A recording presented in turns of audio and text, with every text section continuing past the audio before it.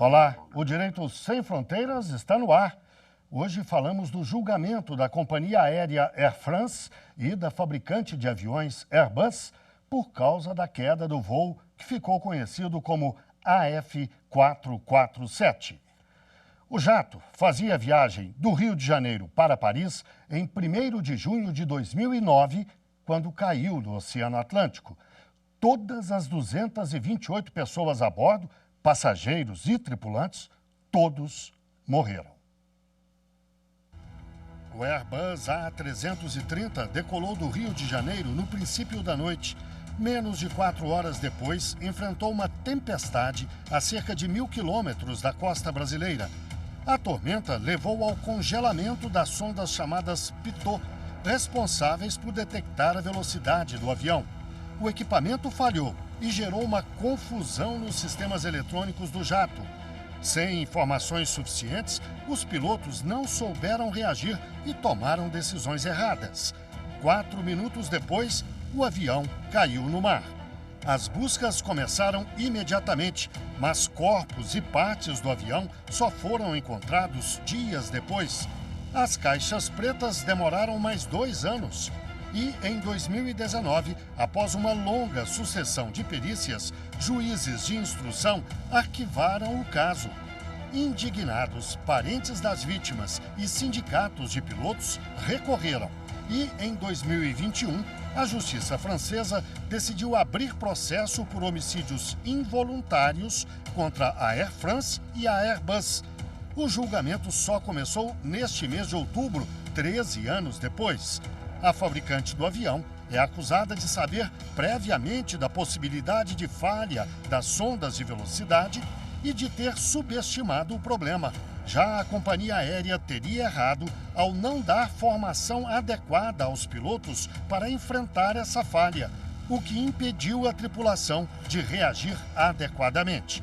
As duas empresas alegam inocência.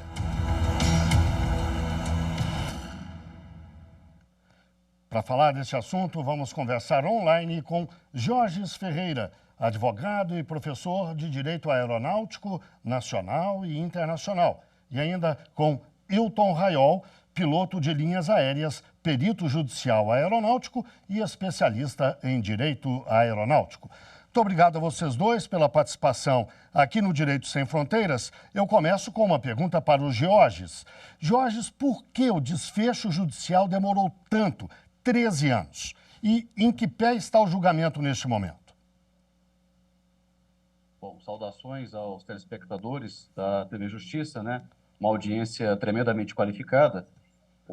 Nós temos aí, obviamente, um caso que é extremamente complexo, um caso que causa uma comoção muito grande. Nós temos aí pessoas de mais de 30 nacionalidades envolvidas, principalmente nós temos alemães, nós temos franceses e nós temos brasileiros. E, obviamente, que uma investigação colossal como essa é algo que demora. Então, até mesmo para você chegar às próprias conclusões. Obviamente que nós temos aí a primazia primeira de você descobrir as causas do acidente ou então os fatores contribuintes, que está definido aí no anexo 13 à Convenção de Chicago de 1944, que nós vamos debater lá na frente. Então, depois que todas as investigações foram exauridas no sentido não de você descobrir o culpado, mas sim as causas para prevenir futuros acidentes, então é que nós conseguimos ter elementos, é que nós vemos lá que eles conseguiram ter os elementos para que então pudesse, de fato, ser julgado o direito material e entrasse os peritos criminais para que realmente verificassem os responsáveis, afastado daquele primeiro princípio da investigação do acidente aeronáutico, que prevê apenas a prevenção. Hoje, então, esse julgamento, né, está acontecendo na Corte Criminal, geralmente composta por 3 juízes, mais 6 membros também compostos pelo júri. Imagina a quantidade de pessoas, né, mais de 200 e tantas, quase 300 vítimas, várias nacionalidades, e, obviamente, todos queriam achar um culpado. O culpado, então, pensou-se no primeiro momento, como sempre, seria o piloto ou os comandantes. Então, o que eles estão tentando discutir é se é ou não há uma injustiça em cima disso daí. E se isso, então, foi criada uma situação para aliviar, ou se as empresas, como a Airbus e a Air France, elas tinham conhecimento prévio daquele tipo de situação que poderia acontecer, e se esse treinamento, então, foi ou não foi repassado. Ou seja, num primeiro momento foi desconsiderado que não haveria a questão do culpado, como nós falamos aqui, né, para um homicídio culposo, só que após as devidas apelações, isso foi novamente colocado a lume, para que seja feito um julgamento cada vez mais técnico. Agora, é importante nós vermos também a qualidade que vai ser dada a essas provas. Afinal de contas, não é? Essas provas levantadas no primeiro momento, talvez o professor Hilton vai explicar melhor, é aquela situação. As provas que foram levantadas como direito real, aliás, como fatos, né, que realmente foram utilizados com depoimentos para prevenir futuros acidentes, se isso daí será utilizado para um sentido acusatório, como é que isso daí pode afetar, inclusive, futuras acusações? Então, é um processo complexo, é um processo grande, envolve muitas partes, envolve muitos países, temos vários conflitos aí de jurisdição, temos a União Europeia envolvida, né? Temos a competência criminal ampla e o correto, no meu entendimento, é que seja a França, não só pela bandeira da aeronave, como também pela bandeira da própria empresa, né, da Airbus, cuja sede principal fica na França, e também por questão das vítimas que estão ali, e também todos sendo europeus, a maioria sendo europeus, a competência também acho que está suprida. Hilton, como bem lembrou o Georges, num primeiro momento houve quem apontasse os pilotos como responsáveis. Depois o foco, as atenções acabaram se voltando para a Airbus e a Air France.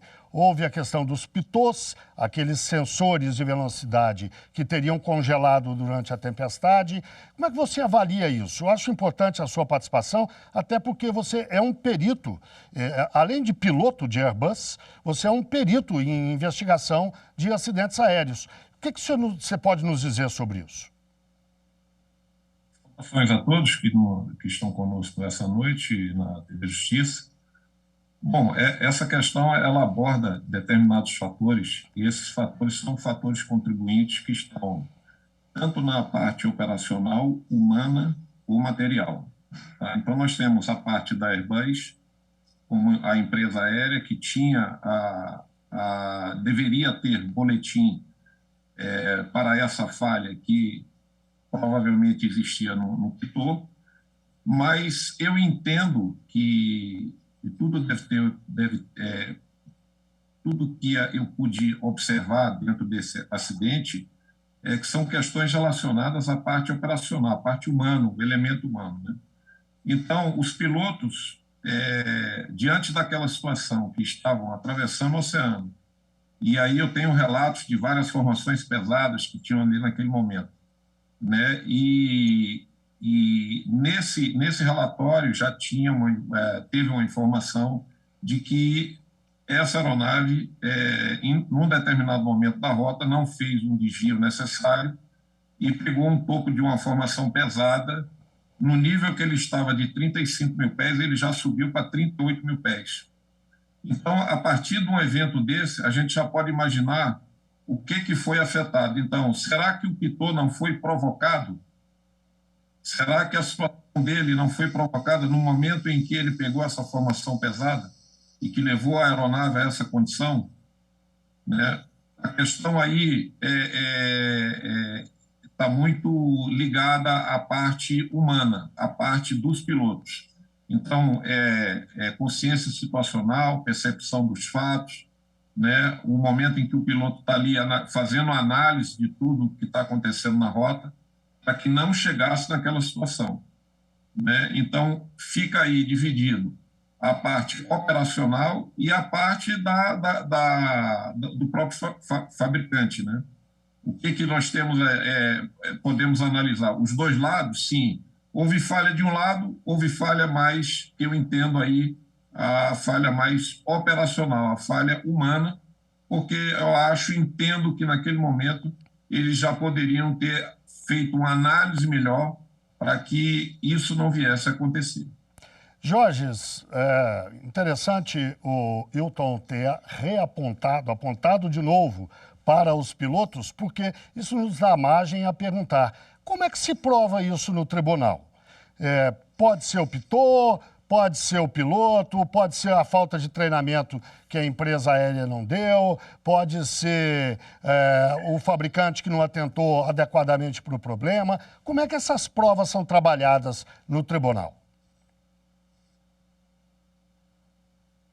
Olha, você precisa, obviamente, fazer uma... E aí, eu dou os louros, né, às equipes de investigação, como a EBEA, que é o órgão responsável pela investigação na França, assim como nós temos aqui o CENIPA no Brasil, onde você faz toda essa anamnese de tudo aquilo que aconteceu. Então, você faz praticamente uma engenharia reversa, onde você vê do que aconteceu de trás para frente, você tenta, então, tentar conectar esses fatos e ver quais são os elos relativos à segurança e quais os elos que deveriam ter sido ou podem ter sido rompidos. Nós temos alguns casos aqui que aconteceram, inclusive no Brasil, como foi o caso daquele acidente com a TAM, o Fokker 100 da TAM, que deu aquele acidente lá em Congonhas, que, por exemplo, né, quando aconteceu o acidente, eles foram questionar a atitude dos pilotos, se a atitude dos pilotos teria sido correta. Eles verificaram que, na época, aquele tipo de treinamento para aquele tipo de pane não estava previsto, que, inclusive, eles verificaram que a própria empresa fabricante do equipamento disse que aquele tipo de pane seria impossível de ter acontecido, que aquilo ali jamais iria acontecer. Agora, nós temos uma situação, como foi o caso aí do Air France, que praticamente o que eles estão tentando desvelar é se já tinha acontecido isso antes, se isso aí já tinha sido anotado alguma ocorrência anterior lá em relação aos anais de outros acidentes que possam ter sido de forma semelhante, como o próprio professor Wilton colocou, estavam tendo formações de gelo já em rota, inclusive fios supercongelantes que estavam congelando esses pitôs, apesar deles terem aquecimento também. Então, como se fala, agora eles estão pegando todo o treinamento que foi dado para o piloto lá atrás, eles estão verificando todos os reportes que aconteceram de natureza semelhantes, se os pilotos já tinham passado por aquela situação antes ou outras aeronaves, se tinha essa falha prevista no equipamento tubo de pitot e se o equipamento dado para os comandantes lidarem com essa pane, se isso aí se deu de forma adequada. Isso daí, tudo que acontece na vida de um piloto é registrado. Todos os treinamentos que eles fazem são colocados. Tudo isso daí, inclusive, é colocado por psicólogos também, é colocado no registro, no file das empresas. Se tem alguma falha, se tem alguma lacuna nisso daí, isso daí vai ser colocado, ou seja, então nós podemos entender qual que será o tamanho da culpa da empresa. Se tinha essa previsão no acidente, ou se tinha comportamentos anteriores, e isso não foi repassado para esse tipo específico de missão, aí então nós vamos ver um caso de omissão. Se o piloto não recebe, ou se o piloto pediu para receber o treinamento e não recebeu, isso aí pode ser um agravante também. Agora, se tinha esse tipo e o piloto pediu, ele não recebeu, ou se a empresa tinha previsão e não passou para o piloto, obviamente que isso daí vai ser colocado para o tribunal. Bem, Hilton, o Jorge citou o CENIPA, o Centro de Prevenção e Investigação de Acidentes Aeronáuticos, que é um órgão do Brasil, claro. E eu já fiz algumas reportagens acompanhando acidentes aéreos, estive no CENIPA algumas vezes e sempre ouvi de todos os investigadores desses acidentes a máxima de que é importante até saber quem é o responsável por acidente, pelo acidente em questão. Mas mais do que isso, é importante saber o que provocou aquele acidente, mais que isso, como evitar futuros acidentes. Então, eu lhe pergunto, no caso deste voo, o que pode ser feito para evitar futuros acidentes? Que lições ele deixa? Mas eu vou pedir que você dê a resposta depois do intervalo. O Direito Sem Fronteiras, portanto, faz uma breve pausa e volta já já.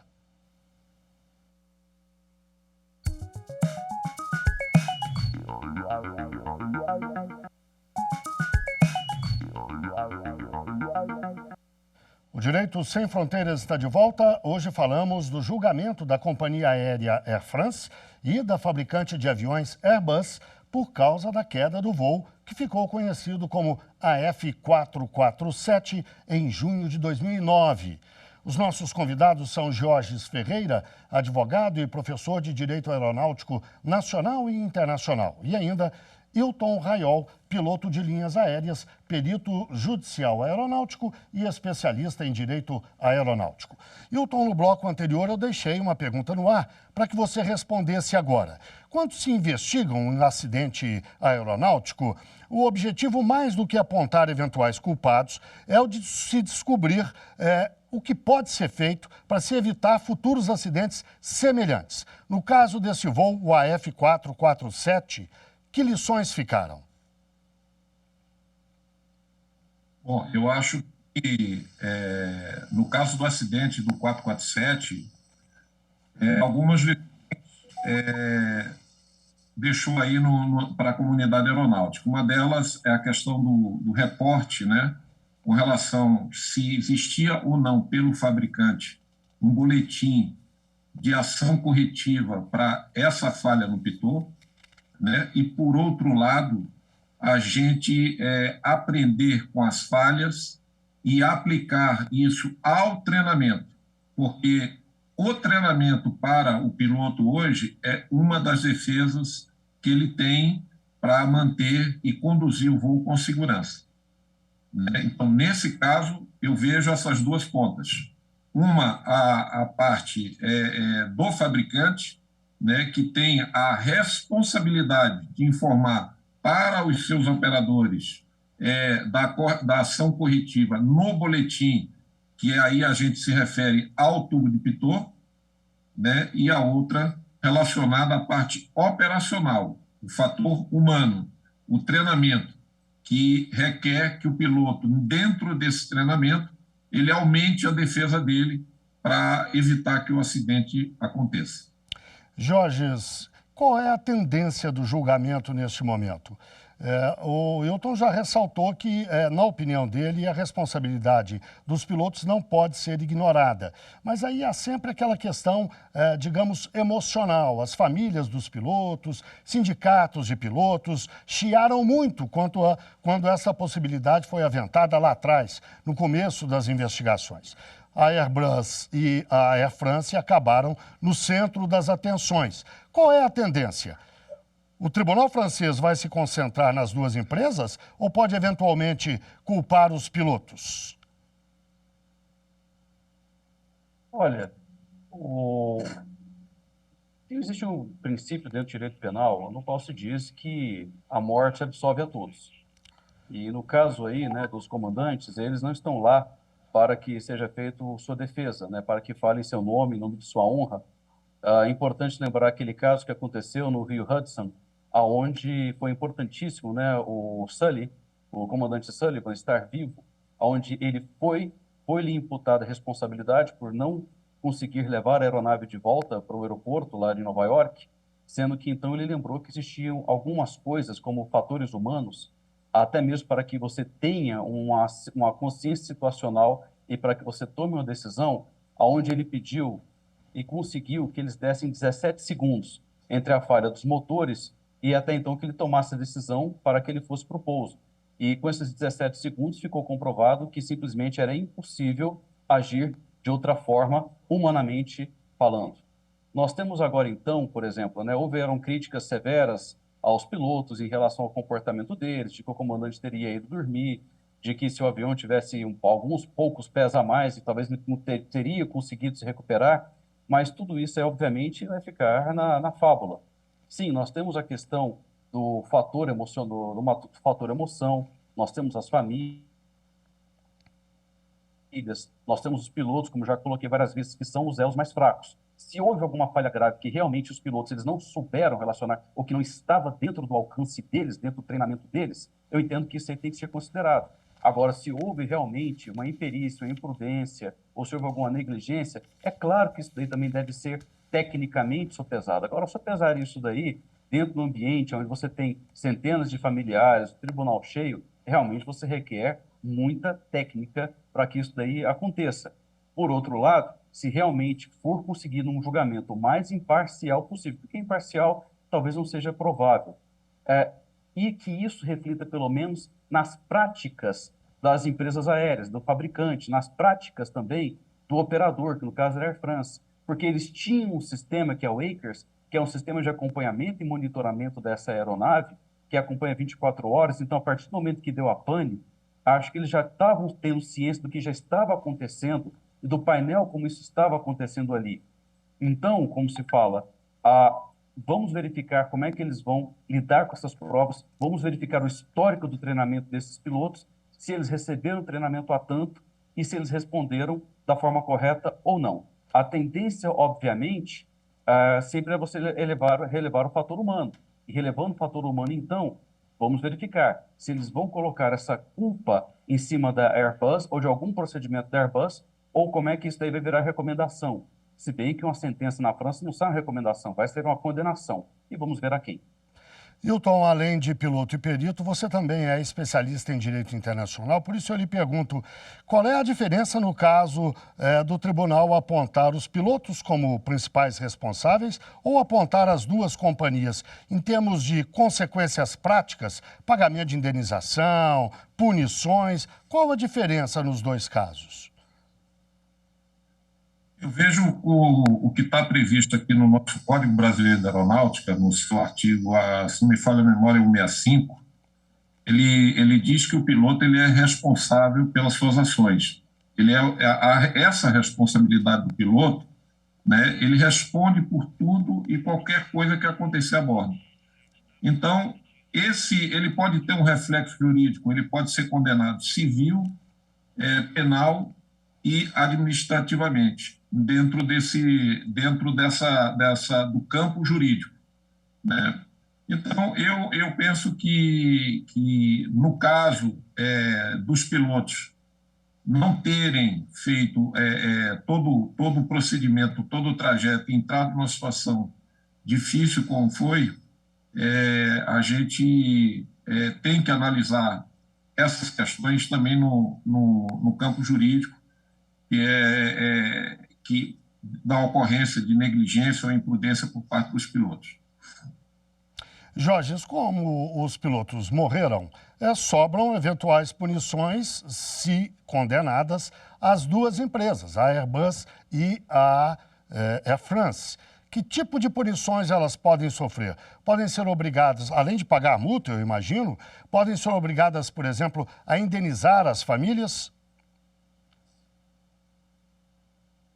A questão da indenização das famílias, sim, nós podemos ter a questão da indenização voltada às famílias, se bem que nós temos que sopesar que depois de tantos anos, isso eu acredito que já tenha sido tratado. Aí eu não teria essa informação para falar se já receberam seguros, aquelas pessoas que tinham contratado seguro, se eles receberam o seguro de responsabilidade transportador aéreo, né, que é um seguro obrigatório também que existe. E aqui no caso do Brasil, assim como na França também, existe a responsabilidade objetiva do transportador aéreo. Então, eu acredito que as famílias, depois de tantos anos, elas devem ter recebido alguma reparação. No caso que acontecer agora, vamos lá. Sim, as empresas podem ser não só condenadas a multas, tá? Multas essas que podem ser revestido à própria questão da justiça, elas podem ser condenadas a rever as suas práticas e elas também podem, inclusive, ver alguns de seus profissionais respondendo penalmente. Quero dizer, como é que fica a questão dos técnicos, quem passou, quem eram os responsáveis? Agora, como é que eles vão dividir isso daí, né? Como é que eles vão colocar essas responsabilidades? Isso daí também é que nós vamos aprender lá junto com o tribunal. Existe também a possibilidade de uma indenização ser colocada, uma vez que seja revelado essa nova camada dessa história toda. Porque até então, simplesmente, olha, nós tivemos o quê? A empresa que é responsável, que é a Air France, nós tivemos os pilotos que estão sendo colocados na conta deles, só que agora nós vamos ver como é que funciona a questão da indústria aeronáutica francesa, o grau de responsabilidade dela. E, obviamente, que eu acredito que isso sim terá reflexo em relação às indenizações que essas famílias receberão. Hilton, uma última pergunta. Na sua experiência, o que pesa mais, o erro humano ou o erro técnico, mecânico, eletrônico? O que você pode nos dizer sobre isso? Segundo os estudos, cerca de 80% hoje dos acidentes ocorrem por falha humana. Então, 16% hoje é a manutenção. Então, a gente vê que a parte operacional, o elemento humano é a parte mais sensível hoje das operações aéreas. Por vários aspectos, né? Problema de fadiga, o próprio fator humano que envolve aí CRM, essas ferramentas que a gente usa para poder utilizar como defesa para manter a segurança do voo, né? Então, basicamente, hoje, o elemento humano, ele recebe essa cota maior, né, de culpa em relação aos acidentes aeronáuticos. Bem, seja erro humano, seja erro técnico, o fato é que, segundo as estatísticas, aviões são o meio de transporte mais seguro, mais que automóveis, mais que trem, mais que barco. É bom sempre a gente lembrar isso. Eu agradeço mais uma vez a participação no Direito Sem Fronteiras do Georges Ferreira, advogado e professor de Direito Aeronáutico Nacional e Internacional, e também de Hilton Raiol, piloto de linhas aéreas, perito judicial aeronáutico e especialista em Direito Aeronáutico. E muito obrigado, claro, a você que nos acompanhou. Não deixe de seguir a nossa programação no site da TV Justiça e também no nosso canal no YouTube. Até o próximo programa.